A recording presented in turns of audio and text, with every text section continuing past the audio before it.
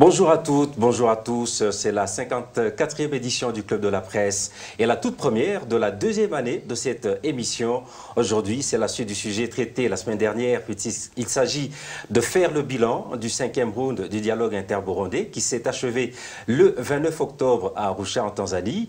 Il s'agit également de parler perspectives au moment où certains ont déjà pris des positions tranchées, notamment par rapport aux élections de 2020, devenues le cheval de bataille du pouvoir de Bujumbura. D'autres considèrent que la médiation assurée par Yoweri Museveni ainsi que la sous-région ont échoué dans leur mission. Et pour eux, la démission du facilitateur Benjamin Mkapa en est la preuve et en appelle à l'Union africaine et aux Nations unies.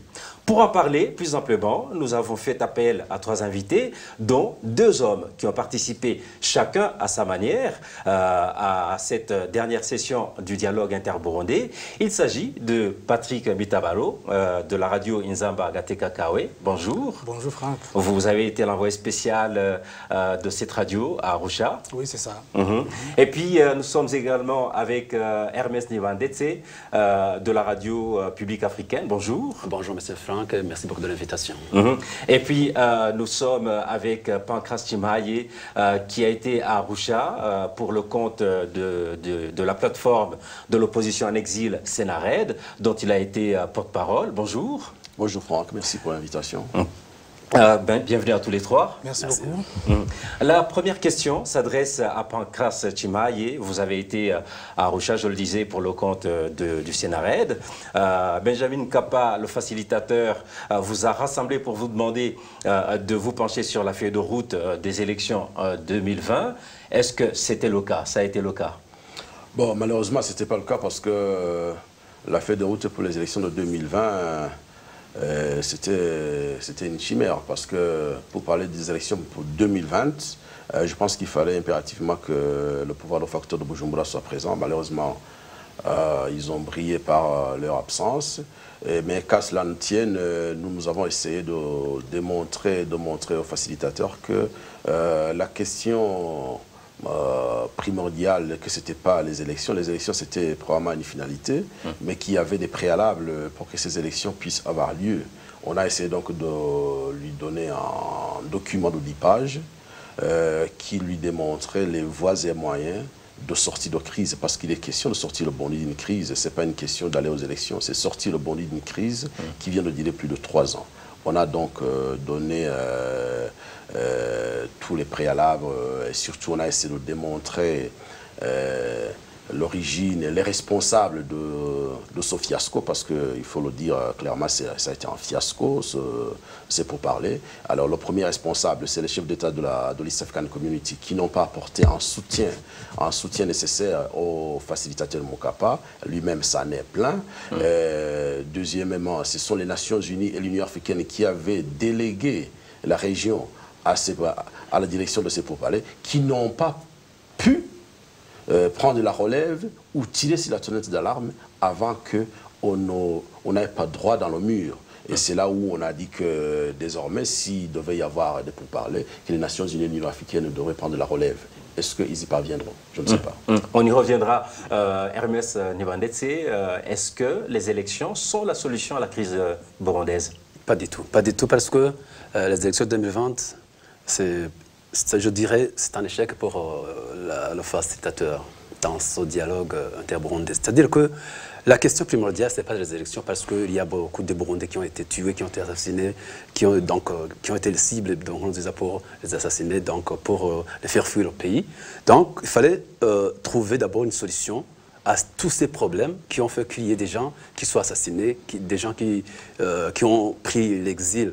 Donc, les élections 2020, je dirais un bouc émissaire pour le pouvoir de Bujumbura. Donc, Mkapa a essayé d'appuyer Nkurunziza dans ce processus d'organiser les élections. Puis, malheureusement, je pense que les Burundais sont aujourd'hui à la page de savoir que ce ne sont pas les élections 2020 qui vont trouver une solution pour les Burundais. Mais qu'est-ce qui vous fait dire que Mkapa a essayé d'appuyer Nkurunziza dans l'organisation de ces élections? Lui-même, il sait que normalement, ce ne sont pas les élections qui viendront pour trouver une solution de la crise qui s'écoule au Burundi depuis 2015. Souvenez-vous, quand ils se rendaient à Bujumbura, il n'y avait pas beaucoup de choses convaincre pour qu'ils puissent participer dans ce dialogue. Même dans la sous-région, nous avons vu qu'un jour, on délégué le chef de cabinet du ministère de l'Intérieur, l'autre qui a été récemment testé dans sa fonction.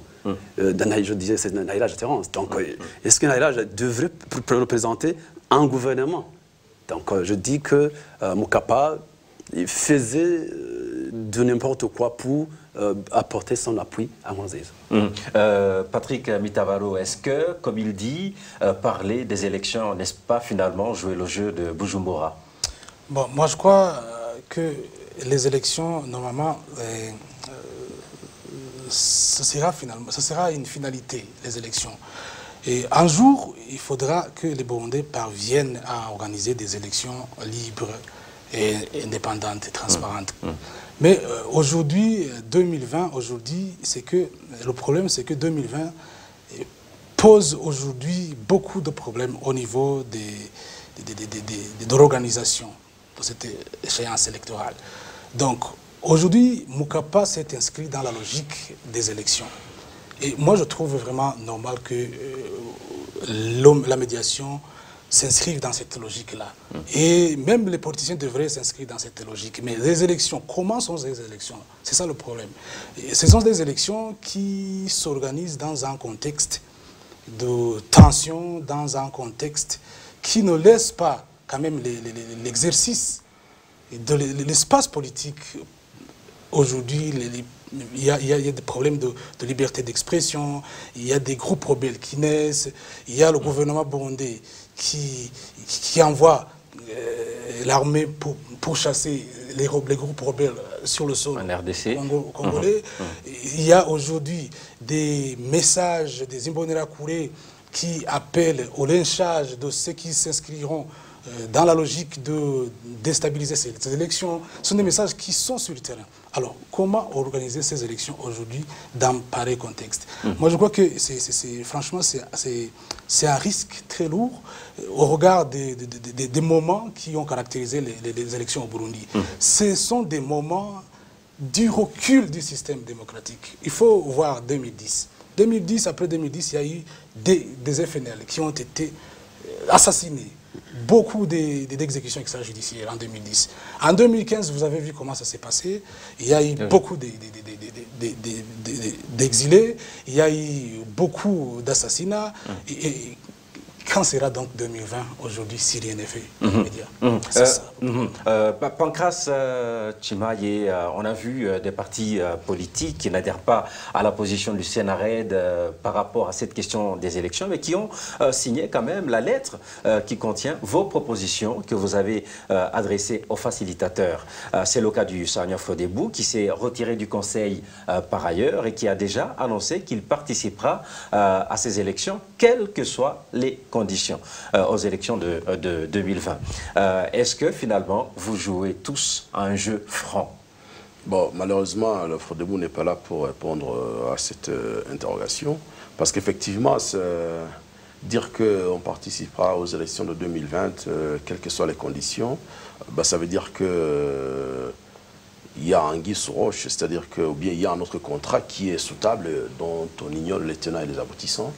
Sinon, il est clairement évident que si vous décidez d'organiser les élections en 2020 à l'absence de 5% des réfugiés burundais qui sont à l'étranger, si vous décidez d'organiser les élections en ayant des milliers de militants de l'opposition qui sont sous les verrous, sous le prétexte fallacieux d'atteinte à la sûreté intérieure de l'État, si vous essayez d'organiser des élections en ayant des partis qui sont scindés en trois, qui ont trois têtes, l'IPRONA 1, IPRONA 2, IPRONA 3 ou FNL 1, FNL 2, FNL 3, et surtout avec une constitution de 2018 qui est une constitution contre l'opposition, une constitution qui exclut l'opposition. Si on adhère, quand on est parti, Sahanya Frodebou, et qu'on accepte quand même qu'on organise les élections en l'absence de l'accord d'Arusha pour l'appel à la réconciliation,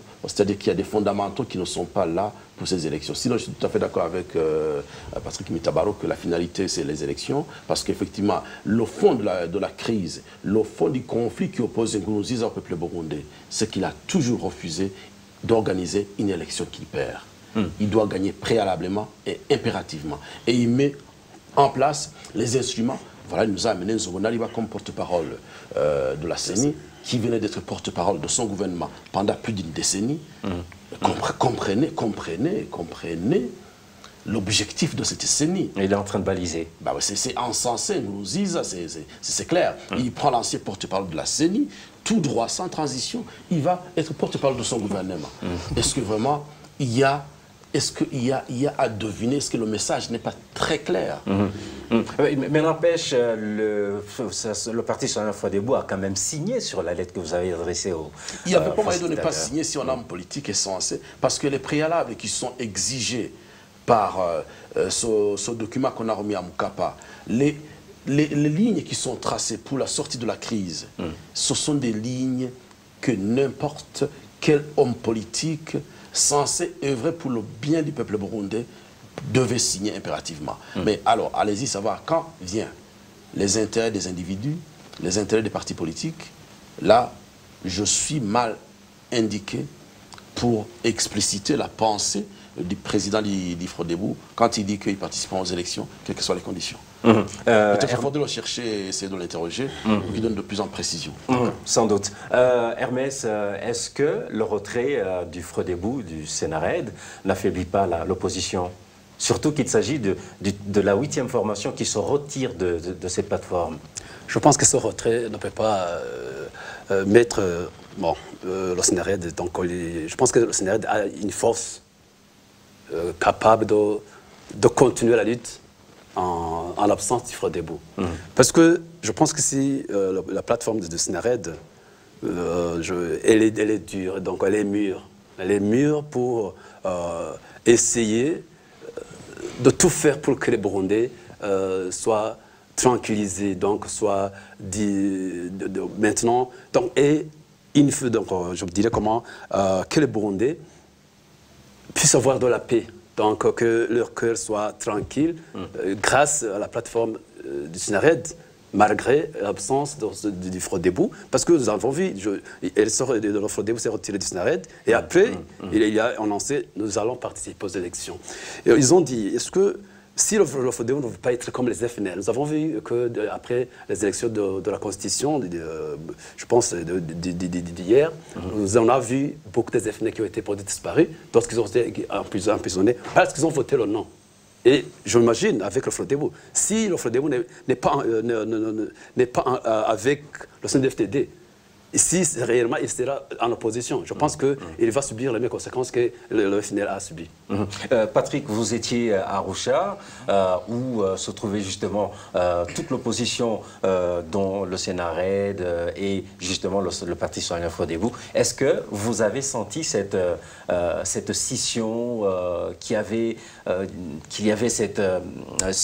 peut-être cette non-union, cette absence d'union entre le Parti citoyen Froidebout et le Sénarède? Bon, à Arusha... Parce que finalement, c'est pratiquement le parti qui semble être beaucoup plus proche du pouvoir de Nkurunziza qui était à Arusha. À Arusha, on n'a pas senti, si vous voulez, cette division vers les élections de 2020 plutôt. Plutôt, on a senti qu'il y en a qui, obligatoirement, ou quel que soit le contexte, iront dans ces élections. D'autres considèrent que le moment n'est pas venu. Mais tout le monde a signé sur la feuille de route. Ça veut dire qu'ils ont même vision des élections, mais ils ne sont pas unanimes pour dire on n'ira pas dans ces élections. Alors, ces divisions résident à ce niveau. Qui veulent des élections, qui ne veulent pas des élections. Mais au finish, ils ont opté pour une signature commune. Mais ce que j'ai compris dans tout cela, c'est que ces hommes politiques de l'opposition, effectivement, ils ont des problèmes de s'unir, quelque part. Et il y en a qui disent que la force du gouvernement burundais, la force de Pierre Nkurunziza, réside dans ces divisions, effectivement, de l'opposition. Parce que, comme l'a dit Pancras, si Nkurunziza pouvait être là, il ne manquerait pas quelques éléments des acteurs de l'opposition à récupérer. Comme il a fait d'ailleurs lors du troisième round. Le parti au pouvoir, via le secrétaire général, il est venu pour récupérer quelques-uns qui étaient du Sénarède. Et il est parti avec les opposants qui étaient au Sénarède. Donc pour dire... Ça veut dire qu'il les a achetés. Les a achetés, bien évidemment. Les a achetés, mais n'empêche que certains parmi eux étaient là, lors du 5e round, pour signer un document qui va vers les élections de 2020, mais sous condition. Qui pose les préalables. Qui pose les préalables. Mais aujourd'hui, c'est ça le problème. Il y a un problème comment dire, d'union au niveau du Sénarède qui donne finalement avantage au pouvoir de Bujumbura. Parce que certains parmi eux vont accompagner effectivement le processus électoral malgré les conditions. Pancras, Patrick vient de dire que vous auriez dit que c'était une bonne chose que Pierre Nkurunziza ne soit pas à Arusha. Je ne vous ai pas entendu le dire. Est-ce que c'était un sous-entendu? Le fond de ma pensée, quand je disais que la seule chose que Nkurunziza a fait de bon en s'absentant, c'est d'abord parce qu'il a montré à la face du monde ses véritables intentions, c'est-à-dire des élections à lui et à lui seul. S'il était venu avec cette intention d'avoir des élections à lui seul, il serait venu juste dans le but de se choisir des accompagnateurs, de se choisir des acolytes. Alors, le fait qu'il ne soit pas venu physiquement, ça nous a épargné et c'est pour cette raison qu'on a signé une proposition de sortie de crise à plus de 33 personnes. C'est quand même extrêmement important. Et là, on a senti une opposition, on a senti des gens qui étaient rangés derrière cette proposition de façon ferme. Alors, ce qu'il faut retenir, c'est quoi? C'est qu'il y a en avant 5e round et il y a en après 5e round. L'après 5e round, c'est-à-dire que Nkurunziza, après avoir fermé la porte d'une solution négociée à la crise, il y en a qui devront impérativement forcer cette porte pour y entrer, et il y en a qui imploreront probablement Nkurunziza à les faire entrer gracieusement dans ces élections. Mais une chose est certaine, ce qu'on a vu, nous déjà à Arusha, on était super protégés, avec un ange gardien jusque devant la porte. C'est pour vous dire que l'impérieuse question de la sécurité des gens de l'opposition n'a pas été résolue après le 5e round. Il se pose plutôt avec acuité. Alors, je me pose la question, comment est-ce qu'on peut participer à une élection où on commence à menacer l'opposition qui seront brûlés et qu'on va les mettre sous, je ne sais, en feu, qu'on va les brûler, tous qui vont s'inscrire en faux contre la volonté de Nkurunziza aux élections de 2020. C'est-à-dire qu'il ne se cache même pas, il ne cache même pas le jeu macabre, le projet macabre d'assassiner les gens. Il annonce déjà. Et je pense qu'au niveau de la presse, c'est dommage qu'effectivement que le CNC ne soit pas suffisamment alerté pour permettre ce genre d'hérésie, appel à la violence qui est déclaré devant micro et publié sur les réseaux sociaux. Parce que ces gens, ils sont pathétiques. Ils annoncent qu'ils vont tuer les gens, ils prennent les images, ils diffusent. Et ils sont surpris que Genève, ils sont surpris que la CPI soit après eux. Alors que c'est eux qui sont en train, effectivement, de préparer un projet macabre. Comment est-ce qu'un opposant peut déclarer au effort qu'il va participer dans une élection où on annonce déjà qu'on va massacrer les gens?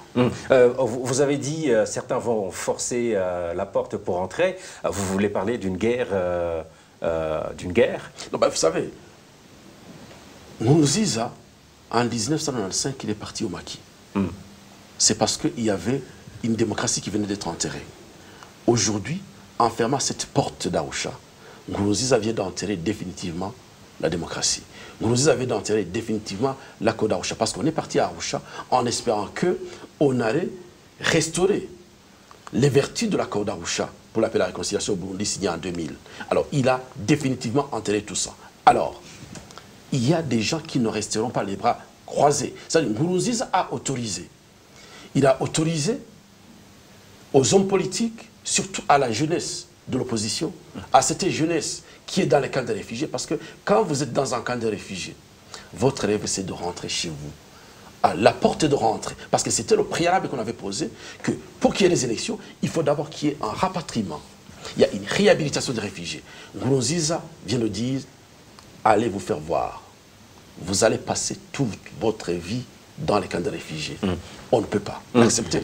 Hermès, peut-être qu'on va revenir sur ces propos, mais finalement, est-ce que la démission de Benjamin Mkapa n'est pas une bonne chose?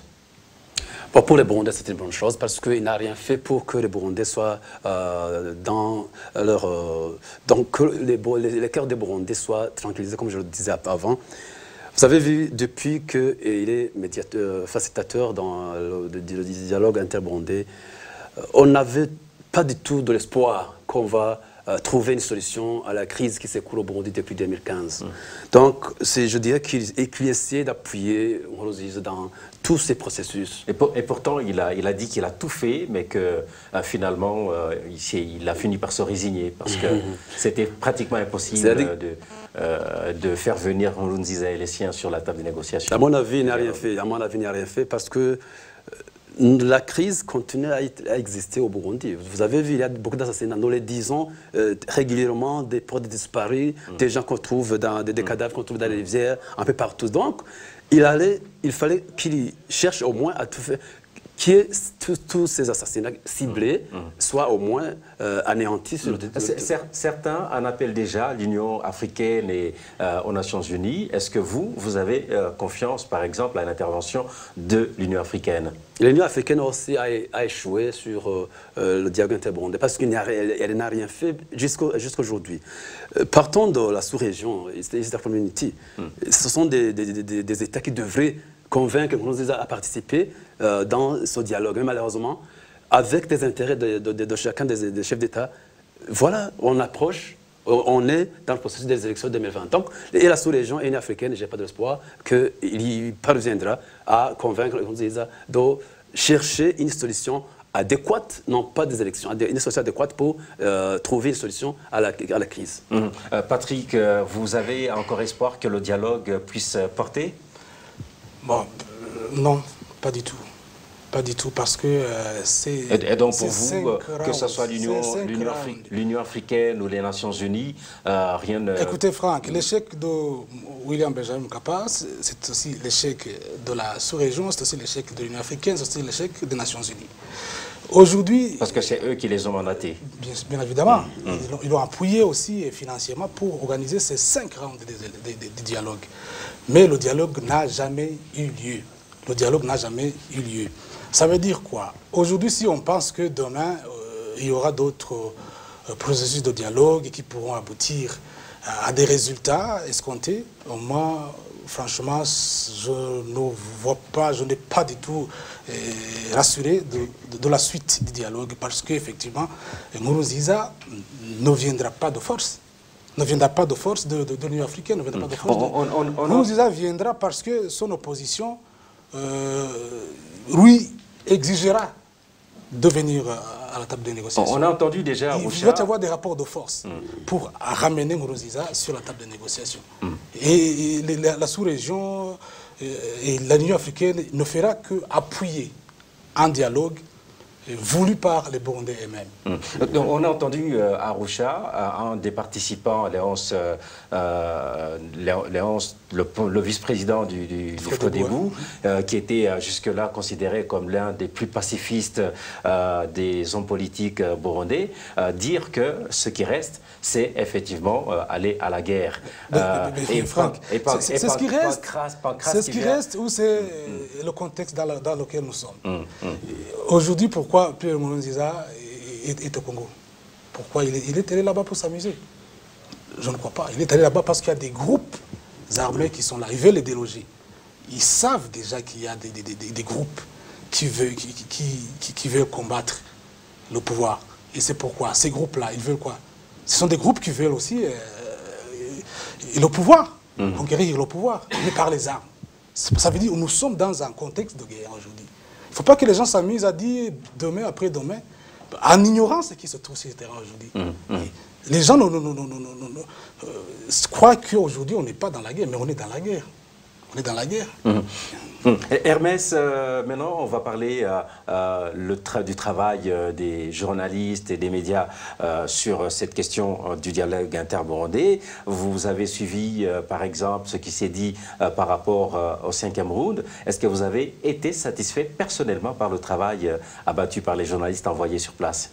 On a été satisfait parce qu'ils ont rapporté ce qu'ils voyaient sur le terrain, mais ils nous ont montré, nous ont informé de quoi on peut demander à la population burundaise qui est toujours au Burundi. Donc la population burundaise s'est exprimée sur les résultats du dialogue. Ils ont vu qu'il n'y a que de l'échec à ce dialogue dans le 5e round, donc de l'échec pour la médiation. Donc, nous essayons justement pour montrer à la population burundaise de ce qui se passe au niveau de ce dialogue.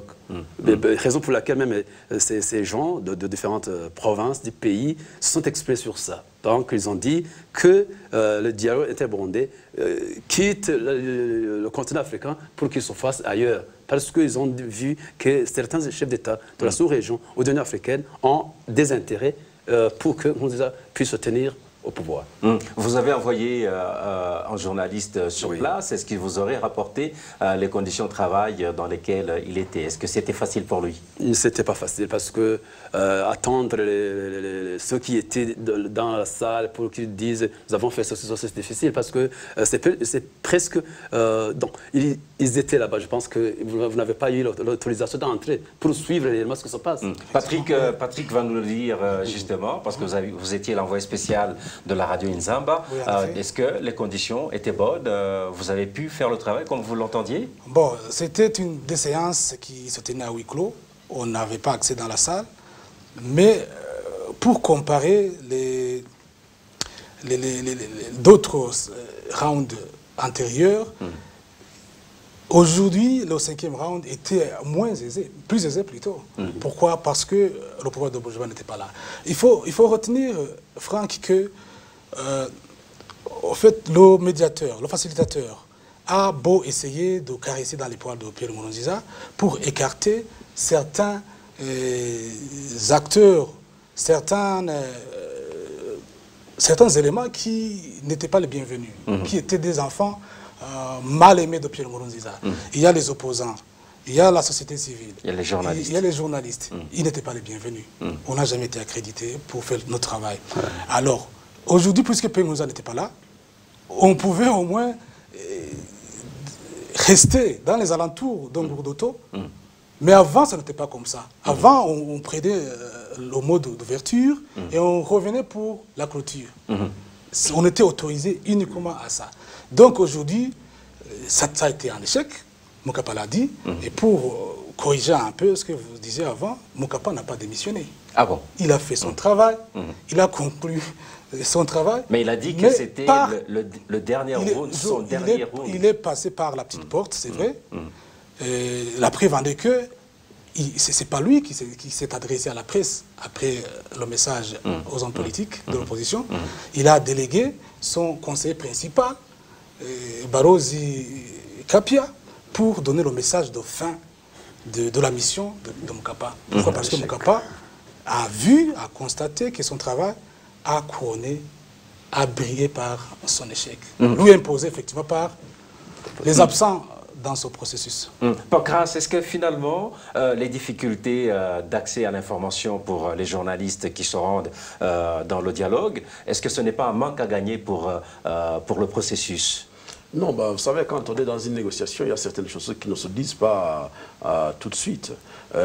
L'essence aussi d'une négociation, c'est le secret, surtout quand vous n'avez pas encore abouti à une conclusion. La presse, on peut lui servir une conclusion définitive, mais quand on est encore au niveau des stratégies de négociation, il y a certaines choses qui ne se disent pas, il y a certaines choses, certains documents auxquels la presse n'a pas droit. Mais cette fois-ci, je pense que c'était relativement plus facile, effectivement. Ils étaient aisément dans la salle, il y en a même qui n'avaient même pas de badge, mais qui étaient autorisés à entrer dans la salle. J'ai senti même au niveau de l'ouverture, Moukapa a fait presque une conférence de presse implicite. Il s'est exprimé, il a même exprimé sa déception, ce qu'il ne faisait probablement pas avant. Sinon, du côté de la presse, je pense qu'aujourd'hui, vous devriez voir du côté des populations cibles comme les réfugiés, aller dans des camps de réfugiés pour essayer de sonder, essayer de comprendre l'état d'esprit de ces réfugiés qui se voient refuser la participation aux élections de 2020. Il faut aller voir aux Nations Unies pour savoir qu'est-ce qui se passe, quelle est la suite au niveau des Nations Unies, pour qu'on puisse savoir aujourd'hui la capacité qu'ils ont à imposer Pierre Nkurunziza à venir aux négociations. Parce que nous, au niveau de l'opposition, nous demandons carrément que maintenant, on commence à appliquer, par exemple, des sanctions ciblées, des sanctions contre le ministre des Affaires étrangères, des sanctions contre le ministre des Finances, des sanctions contre le gouverneur de la Banque centrale, pour que ces gens ne puissent plus bouger, qu'ils restent au Burundi. C'est aussi ça, l'embargo. Évidemment, nous avons affaire à des irresponsables, parce que les sanctions de l'Union européenne auraient suffi pour faire fléchir Nkurunziza, mais comme il ne réfléchit pas nation, comme il réfléchit par rapport à son coffre-fort qui est à l'intérieur de sa maison, il peut accepter d'autres sanctions et ne jamais changer son comportement. Mais ces acteurs, il faut les voir au niveau de la presse. Merci pour ces suggestions. Je pense que la presse fait ce qu'il faut, ou plutôt ce qu'elle peut. Hein. Peut-être pas ce qu'il faut, mais plutôt ce qu'elle peut. La plus belle fille du monde ne peut donner qu'est-ce qu'elle a. Exactement, en fonction naturellement de ses moyens. C'est ici que s'arrête cette 54e édition du Club de la Presse. Un grand merci à nos invités, Pancras Timaye du Sénarède, Hermès Ndetse de la RPA et Patrick Mitavalo de la radio Inzamba Agate Kakawe. Merci également à toute l'équipe technique qui vous permet de nous suivre sur les différents supports médias des radios Inzamba et RPA, ainsi que de la télévision Renaissance. À toutes, à tous, je vous donne rendez-vous la semaine prochaine pour un nouveau numéro du Club de la Presse.